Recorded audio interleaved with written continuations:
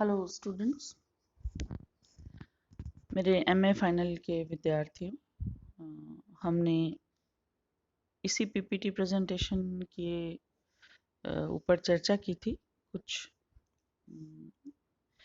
एक या दो क्लास हम वीडियो कर चुके हैं रिकॉर्ड। आज हम नेक्स्ट क्लास में आगे बढ़ते हैं और इसी टॉपिक को मैं आगे बढ़ाऊंगी। पिछले बार जहाँ ख़त्म किया था वहाँ हमने ये बताया था कि पिछले बहुत सारे सालों में अंतर्राष्ट्रीय व्यापार जो है वो जीरो से लेके आज तक की उन्नत स्थिति तक पहुंच पाया है और इसमें बहुत सारे अर्थशास्त्रियों, बहुत सारे बिजनेसमैन, फर्म के मालिकों जो कि लाभ कमाना चाहते हैं, उन सबका इक्वली योगदान है। तो हम जो है अर्थशास्त्र के विद्यार्थी के रूप में इन सिद्धांतों का अध्ययन ट्रेड थ्योरीज के रूप में करते हैं और ये हमारे सिलेबस का विषय वस्तु भी है। तो जैसे कि आपको स्लाइड में दिखाई दे रहा होगा, हम आज उस स्लाइड से नेक्स्ट स्लाइड से शुरू करते हैं। Different types of trade theories. दो भाग आपको स्पष्टतया टेबल में दिखाई दे रहे होंगे। पहले का टाइटल है क्लासिकल कंट्री बेस्ड थ्योरीज और दूसरी मॉडर्न फर्म बेस्ड थ्योरीज।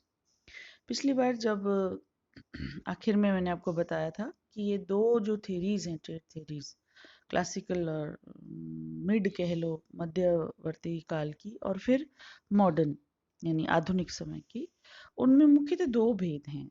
जो पुरानी थ्योरीज हैं वो कंट्री बेस्ड ट्रेड थ्योरीज हैं, देश आधारित व्यापार सिद्धांत हैं, और जो मॉडर्न थ्योरीज हैं वो फर्म आधारित और ज़्यादा प्रायोगिक व्यापार सिद्धांत हैं या ट्रेड थ्योरीज हैं।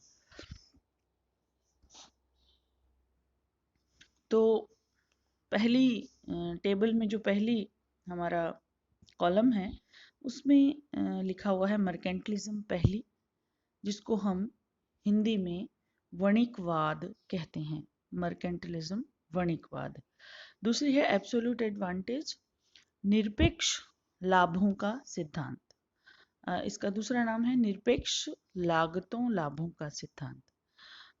आप जानते हो कि एडम स्मिथ हमारे अर्थशास्त्र के जनक जो अर्थशास्त्री कहे जाते हैं, 1776 में उनकी एक किताब, जिसे हम अर्थशास्त्र का प्रथम ग्रंथ कहते हैं। प्रथम ग्रंथ इसलिए क्योंकि उससे पूर्व किसी ने भी अर्थशास्त्र को पृथक से लिखने की कोशिश या प्रयास नहीं किया था। अर्थशास्त्र को राजनीति शास्त्र के साथ मिक्स करके लिखा या पढ़ा जाता था। तो एडम स्मिथ जो है वो एब्सोल्यूट एडवांटेज थ्योरी के जनक हैं, जबकि वणिकवाद जो उनसे पहले के जो कुछ अर्थशास्त्री थे, जो कांट, लॉक आदि हैं, जो आप जैसे आप गूगल में डालेंगे मर्केंटिज्म तो उनका पूरा विकिपीडिया निकल आएगा, वहाँ से आप पढ़ सकते हैं, या जब आपके पास किताब आ जाए, अरेंज हो जाए बुक, तब आप उसमें भी विस्तार से पढ़ सकते हैं। हमारे लिए सिलेबस की दृष्टि से उनका केवल इंट्रोडक्टरी पार्ट ही जानना जरूरी है, लेकिन नेट जेआरएफ के लिए आप बहुत विस्तार से पढ़ने की आदत डालें। तो एब्सोल्यूट एडवांटेज जो कि एडम स्मिथ के द्वारा दिया गया सिद्धांत है, और उसके नेक्स्ट कंपैरेटिव एडवांटेज, शॉर्ट में लिखा है कंपैरेटिव एडवांटेज, यानी कि तुलनात्मक लागत लाभों का सिद्धांत। इसको हिंदी में हम विस्तार से इस तरह लिख सकते हैं। तो ये जो है वो डेविड रिकार्डो के द्वारा दिया गया सिद्धांत है, जो कि एडम स्मिथ के ही तरह परंपरागत अर्थशास्त्री माने जाते हैं, और एडम स्मिथ से थोड़ा सा मतलब विकसित सिद्धांत इन्होंने प्रस्तुत किया उस समय की बढ़ती हुई जटिलताओं के हिसाब से, जो आज भी अंतर्राष्ट्रीय व्यापार सिद्धांत का एक मूल यानी बेसिक बना हुआ है। हम इसको आगे विस्तार से पढ़ेंगे। और नेक्स्ट है Heckscher Olin theorem. HO model के नाम से इसको जानते हैं, शॉर्ट में H-O model, H for Heckscher और O फॉर ओलिन। तो इसे भी हम आगे विस्तार से पढ़ेंगे, परीक्षा की दृष्टि से ये चारों ही बहुत महत्वपूर्ण है। नेक्स्ट जो है मॉडर्न फॉर्म बेस्ड थेरीज में आपके बहुत कम सिलेबस में है, कोई कोई थेरीज हैं, लेकिन मैंने आप जैसे कि आपको कहा कि एक अर्थशास्त्र के विद्यार्थी को अद्यतन यानी अपडेट रहना चाहिए।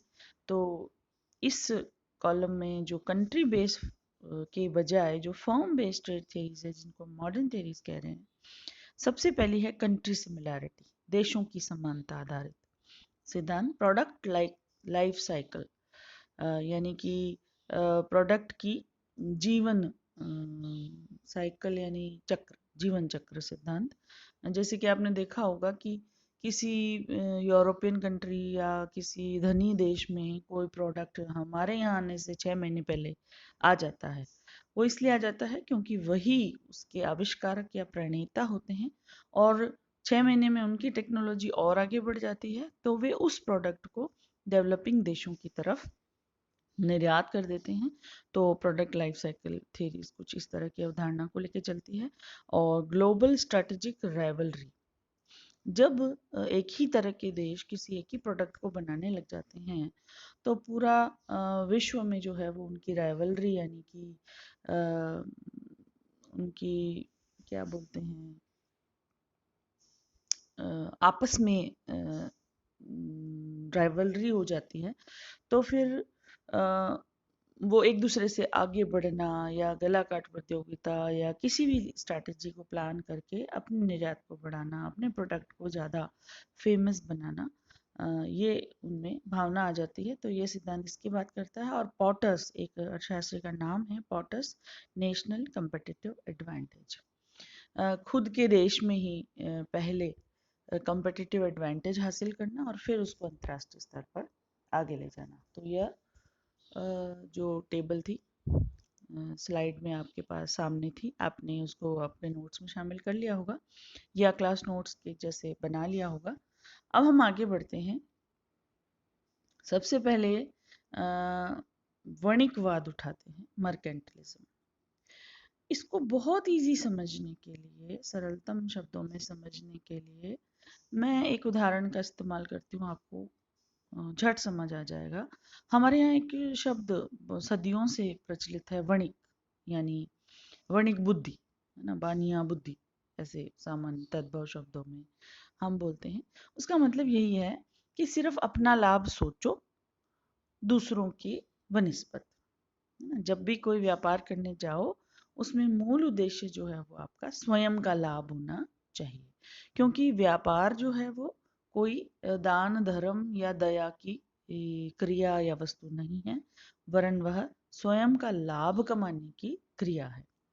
तो वर्णिकवाद जो है वो इसी अवधारणा को बेस में लेके चलता है, मूल में लेके चलता है। और इस तरीके से वर्णिकवादियों ने अपनी व्यापार सिद्धांतों का विकास किया या व्यापार सिद्धांत का विकास किया। स्लाइड में जैसा कि आपको दिख ही रहा है, मैं थोड़ा सा उसी में से लेते हुए पढ़ देती हूँ ताकि आप उसको फटाफट नोट कर सकें। 16वीं शताब्दी में यह विचारधारा विकसित हुई, जिसे हम वर्णिकवाद के नाम से जानते हैं। व्यापार सिद्धांतों के शुरुआती प्रयासों में से यह एक सिद्धांत था जो निश्चित रूप से थोड़ा संकुचित दृष्टिकोण लिए हुए था, लेकिन उस समय के लिए ठीक था, क्योंकि विभिन्न देश जो है वो दूसरे देशों में जाके इतना खर्चा करके और समुद्री यात्राएं करके जब कोई व्यापारी दूसरे देश में जाते थे, तो निश्चित रूप से उनका उद्देश्य वहाँ बसना या दया दिखाना नहीं होता था, वरन वहां से पैसा कमाना। पैसा उस समय सोने और चांदी के आभूषण या मुद्राएं हुआ करती थी। मुद्राएं भी बहुत कम हुआ करती थी, सोने चांदी हीरे जवाहरात आभूषणों में ही भुगतान किया जाता था। तो ये लोग अपने देशों के सामान वहां ले जाते थे और वहां के लोकल बाजारों में बेचते थे, और बदले में बहुमूल्य धातुएं, यानी वहाँ जो राजा वगैरह होते थे उनको बेचते थे, तो बहुमूल्य धातुएं वगैरह वहां से भुगतान के रूप में प्राप्त करते थे। और इनका यह मानना था कि जब एक बार आपका व्यापार स्थापित हो गया तो आप निर्यातों को ज्यादा बढ़ावा दें। व्यापार में दो ही शब्द महत्वपूर्ण हैं, एक निर्यात और एक आयात। निर्यात वह जो कोई देश दूसरे देश को वस्तुएं व सेवाएं भेजता है और बदले में भुगतान प्राप्त करता है। आयात वह क्रिया जिसमें कोई देश दूसरे देश से वस्तुएं या सेवाएं मंगाता है और बदले में उसको भुगतान करता है। तो जितनी ज़्यादा वस्तुएं और सेवाएं हम बाहर भेजेंगे, उतना ही ज़्यादा हमें सोने चांदी या बहुमूल्य उस समय के हिसाब से भुगतान प्राप्त होगा। और जितना ज़्यादा सामान हम बाहर से मंगाएंगे, उतना ही ज़्यादा भुगतान हमें बहुमूल्य धातुओं के रूप में करना पड़ेगा। तो निर्यात संपन्नता लाते हैं और आयात विपन्नता लाते हैं। यही वणिकवाद का मूल विचार था। तो इनका कहना था निर्यात बढ़ाएं और आयात घटाएं या उन पर प्रतिबंध लगाएं। तो एक तरीके से संरक्षणात्मक पॉलिसी ऑफ ट्रेड हम कह सकते हैं इसको। संरक्षणवादी व्यापार सिद्धांत यह था। तो इस व्यापार सिद्धांत के अंतर्गत प्रत्येक देश का एक ही उद्देश्य निर्धारित किया गया, वह था व्यापार अधिशेष, ट्रेड सरप्लस। यानी कि x माइनस m करके जब हम किसी देश का व्यापार संतुलन निकालें, निर्यात माइनस आयात करके यदि हम किसी देश का व्यापार संतुलन निकालें, ट्रेड बैलेंस निकालें, तो निर्यात ज्यादा होना चाहिए आयातों से, निर्यात मूल्य ज्यादा होना चाहिए आयात मूल्यों से। देखिए, अंतर्राष्ट्रीय व्यापार के संदर्भ में हमें इस बात पे बहुत ध्यान देना होगा कि निर्यात और आयात हम फिजिकल फॉर्म में ले रहे हैं शामिल अध्ययन में, या उसको मुद्रा फॉर्म में ले रहे हैं। यदि हम फिजिकल फॉर्म में ले रहे हैं तो हो सकता है कि वस्तुएं और सेवाएं तो हमारी ज़्यादा निर्यात हो रही हैं, लेकिन उनका मूल्य हमें उस तुलना में कम प्राप्त हो रहा है जिस तुलना में हम आयात कर रहे हैं वस्तुओं एवं सेवाओं का। एग्जाम्पल के तौर पर, जैसे हमने वॉल्यूम में तो बहुत सारा, मतलब मान लो 4 जहाज भर के सामान भेज दिया, लेकिन हमें 1000 करोड़ डॉलर का भुगतान प्राप्त हुआ। और हमने एक जहाज भर के सामान मंगाया और हमें पे करना पड़ा $3000। तो निश्चित रूप से वॉल्यूम के रूप में हमने ज़्यादा सामान भेजा बनिस्बत मंगाने के, लेकिन उनके भुगतान के रूप में हमने 2000 करोड़ रुपए ज्यादा भुगतान किए, जबकि हमें 1000 करोड़ रुपए ही भुगतान प्राप्त हुआ। तो ये बात हमें ध्यान देनी होगी कि x माइनस एम में हम जो है मूल्य ले रहे हैं, निर्यात मूल्य ज्यादा होने चाहिए आयात मूल्य से व्यापार में जो कि हम किसी दूसरे देश के साथ कर रहे हैं। तो फिर जो प्लस में ट्रेड बैलेंस बचेगा उसे हम व्यापार अधिशेष कहेंगे या कहते हैं। तो ऐसी स्थिति जहां निर्यात का मूल्य आयात के मूल्य से अधिक हो और व्यापार घाटे से बचने के लिए, या ऐसी स्थिति जहां आयात का मूल्य निर्यात के मूल्य से अधिक हो, यही वणिकवाद का मुख्य आधार था। तो नेक्स्ट स्लाइड आपके सामने खुल गई है। इसी वणिकवाद को ही हम आगे बढ़ा रहे हैं कि ये शासक जो थे, या बेसिकली ये उस समय शासक ही थे और ये व्यापारी बन गए, निर्यात और व्यापार को बढ़ाकर, है ना, अपने देशों के लिए अधिक सोना या धन या बहुमूल्य धातु इकट्ठा करने की सोच रखते थे और ये उसमें सक्षम भी थे। इन देशों में से कई ने निर्यात को बढ़ावा देने का एक तरीका आयात पर प्रतिबंध लगाना शुरू कर दिया। यानी कि आयात पे या तो प्रतिबंध लगा दो या उसे कम कर दो। तो इस तरीके से निर्यात ज़्यादा हो जाएंगे आयातों की तुलना में। तो फिर जो ट्रेड बैलेंस है वो हमारे पक्ष में या इनके पक्ष में हो जाएगा। तो इस रणनीति को प्रोटेक्शनिज्म या संरक्षणवाद कहते हैं और आज भी विभिन्न देश इसका राष्ट्र हित में उपयोग करते हैं। आप आजकल न्यूज़ या समाचार पत्र पढ़ते होंगे तो आप देख रहे होंगे कि अमेरिका इस नीति पर चल पड़ा है। जब से राष्ट्रपति ट्रंप ने सत्ता हासिल की है, वो संरक्षणवादी व्यापार नीति के पक्षधर ज्यादा हैं और रिटेलिएशन यानी कि प्रतिक्रिया के रूप में विभिन्न देश भी उसी नीति को को पालन करने लग गए हैं। भारत ने भी बहुत से मुद्दों में आयात शुल्क बढ़ाए हैं। अभी भी सोने पर भी आयात शुल्क बढ़ाया हुआ है, या मेडिकल सुविधाओं पर भी आयात शुल्क, क्योंकि अभी हमारे राष्ट्रहित उससे जुड़े हुए हैं। या कोई और सामने वाला देश संरक्षणवादी नीति अपनाएगा तो हम भी प्रतिक्रिया के रूप में संरक्षणवादी नीति अपनाएंगे। तो इस तरीके से संरक्षणवाद जो है वो सीधा सीधा वणिकवाद का प्रतिरूप माना जा सकता है, और विभिन्न देश आज भी इस नीति का प्रयोग करते हैं, लेकिन सीमित रूप में। तो इसको हम आगे बढ़ाते हैं वणिकवाद वाले टॉपिक को। राष्ट्रों ने अधिक व्यापार को नियंत्रित करने और अधिक धन प्राप्त करने के प्रयास में दुनिया भर में अपने उपनिवेशों का उपयोग करके अपने धन का विस्तार किया। भारत तो इसका जीता जागता उदाहरण है। ब्रिटिश कंपनी ईस्ट इंडिया जब भारत में आई तो वह एक व्यापार आधारित कंपनी ही थी, और भारत से व्यापार करने की ही इच्छा लेकर आई थी, लेकिन धीरे धीरे उसने अपना राजनीतिक जाल फैलाया और समस्त राजाओं को अपने अधीन करके और उपनिवेश बना लिया। और ब्रिटेन जो है वो उपनिवेशवाद के लिए प्रसिद्ध भी है। पूरी दुनिया में उसका डंका बोलता था उनकी इसी नीतियों की वजह से। कोई समय एक कहावत प्रचलित थी कि ब्रिटेन का सूरज कभी नहीं डूबता। इसका कारण यही था कि यदि दुनिया के नक्शे में कुछ देशों में जब रात होती है तो वहां भी ब्रिटेन का शासन था, लेकिन दूसरी तरफ जहां दिन हो रहा था वहां भी ब्रिटेन का शासन था। तो ये दिन रात का जो मसला है वो भौगोलिक रूप से ही भिन्न दिखाई देता था। ब्रिटेन के लिए हर तरफ सूरज उगा रहता था। तो इस तरीके से इन राष्ट्रों ने, जिसमें हम ब्रिटेन के साथ साथ फ्रांस, नीदरलैंड, पुर्तगाल और स्पेन का भी नाम लेंगे, क्योंकि इन लोगों ने भी छोटे छोटे कॉलोनीज अपनी बसाई। हालांकि ब्रिटेन जितनी बड़ी कॉलोनीज बसाने में ये लोग सफल नहीं हो पाए, लेकिन छोटे छोटे कॉलोनीज इन्होंने बसाए, जिसे हम उपनिवेशवाद की संज्ञा दे सकते हैं। इन्होंने इन भारत जैसे देशों से कच्चा माल जो है वो सस्ते दामों पे खरीदा और बंदरगाहों पे ले जाके जहाज़ों की मदद से अपने देश ले गए, और उसी से निर्मित माल बनाकर पुनः उन्हीं जहाज़ों में इन बंदरगाहों पे लाके इन्हीं देशों में महंगे दामों पे बेचे।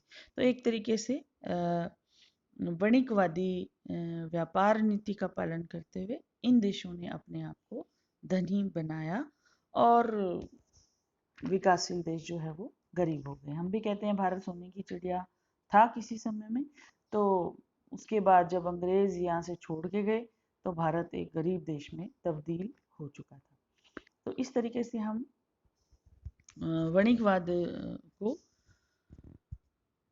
बहुत अच्छे से समझ रहे हैं या समझ चुके होंगे। थोड़ा सा और इस पे देख सकते हैं। यद्यपि व्यापारिकता सबसे पुराने व्यापारिक सिद्धांतों में से एक है, व्यापारिकता यानी कि वणिकवाद, यह आधुनिक सोच का हिस्सा भी बनी हुई है।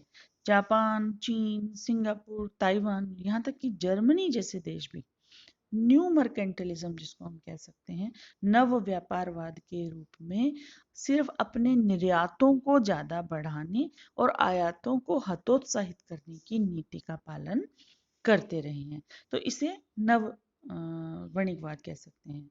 परीक्षा में हो सकता है छोटा क्वेश्चन 2 नंबर का आपका न्यू मर्केंटलिज्म क्या है यह करके आ जाए, तो इसमें आप बताएंगे कि चूंकि छोटा क्वेश्चन जो होता है 50 शब्दों का होता है, तो थोड़ा सा पीछे का हवाला देके वणिकवाद का हम बताएंगे कि आधुनिक देश जो हैं जापान, चीन, सिंगापुर, ताइवान, यहाँ तक कि जर्मनी भी नए वणिकवाद को फलित पोषित करता रहा है, जिसमें सिर्फ अपने निर्यात को बढ़ावा देना और आयातों को हतोत्साहित करना उनका उद्देश्य रहा है। यह संरक्षणवादी नीति कहलाती है। इसमें आयातों पर प्रतिबंध लगाना और घरेलू जो उद्योग हैं उनको सब्सिडी आदि देके, अनुदान आदि देके उनके प्रोडक्शन को सपोर्ट करना और उनके निर्यात को बढ़ावा देना उनका मुख्य उद्देश्य रहता है। तो अब हम इसको निष्कर्ष तक पहुंचाते हैं। लगभग हर देश किसी न किसी बिंदु पे आकर अपनी खुद की राष्ट्र की सुरक्षा के लिए या अपने उद्योगों के सुरक्षा के लिए संरक्षणवादी नीति को कुछ रूप में अपनाता रहा है, और यह उसके लिए उचित भी है। जब उसके उद्योग धंधे शुरुआती शिशु अवस्था में होते हैं तो उसके उद्योग धंधों को इस तरह के संरक्षण की आवश्यकता होती है, क्योंकि यदि छोटे बालक को ही यदि आप एक धावक जो बहुत तेजी से दौड़ता है उसके साथ दौड़ में शामिल कर देंगे, दौड़ के मैदान में ले जाके खड़ा कर देंगे, तो निश्चित रूप से धावक ही जीतेगा, शिशु उसके आगे नहीं जीत पाएगा। तो शिशु उद्योग तर्क एक प्रोटेक्शनिज्म का मुख्य तर्क दिया जाता है। आप जब अपन आगे ये चैप्टर पढ़ेंगे तो इसको विस्तार से पढ़ेंगे, और भी बहुत से तर्क दिए जाते हैं। यहाँ जो है हम यही तर्क देते हुए अपनी बात को विराम दे रहे हैं, जिसमें कि बहुत सारे प्रश्न आप अब उत्तर दे सकते हैं। संरक्षणवाद किसे कहते हैं, वणिकवाद क्या है, नववणिकवाद क्या है ना, इस तरीके से। तो अब हम नेक्स्ट थियरी की तरफ बढ़ते हैं, जो है एब्सोल्यूट एडवांटेज थियरी। तो आज हम मेरे ख्याल से काफ़ी बड़ी क्लास हो रही है, लगभग 20 मिनट हो गए हैं, इसे अपलोड भी करना है आप लोगों के लिए। तो आज की क्लास हम यहीं ख़त्म करते हैं, और एब्सोल्यूट एडवांटेज थ्योरी जो कि अर्थशास्त्र के जनक एडम स्मिथ ने दी थी, उससे हम नेक्स्ट क्लास में कंटिन्यू करेंगे। तब तक के लिए आप अपनी पढ़ाई करिए, ज़्यादा से ज़्यादा घर पर रहिए और अपना ख्याल रखिए। थैंक्स।